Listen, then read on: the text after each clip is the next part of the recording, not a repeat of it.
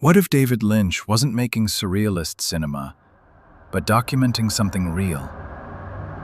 What if his filmography isn't art, but encrypted field guide to the machinery operating beneath consensus reality?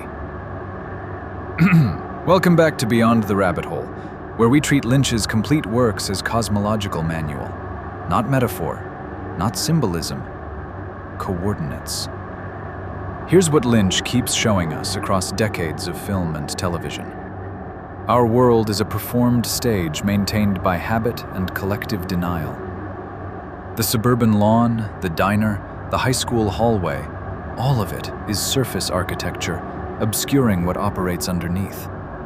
Below the manicured grass crawls a harvest economy, where entities feed on distilled human suffering like we feed on electricity. And electricity itself? Not infrastructure. It's how spirits transmit between dimensions. The hum behind your walls isn't faulty wiring.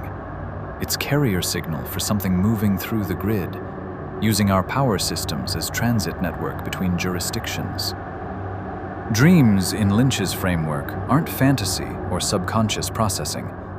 They're parallel jurisdictions operating under different physics, accessible portals to adjacent realities where the rules governing matter and causality shift. Sleep isn't rest, it's border crossing. The convenience store where dark entities gather, the red room where time becomes negotiable, the hum that certain characters can hear but others cannot. These aren't artistic choices, they're diagnostic markers, symptoms of reality's actual architecture bleeding through the performance we mistake for the only world. Lynch shows us the glitches, the moments where the stage machinery becomes visible, the electrical poles humming with something more than current, the curtains that open onto spaces that shouldn't exist, the entities wearing human faces like masks that don't quite fit. Over 8 episodes, we're decoding the manual systematically.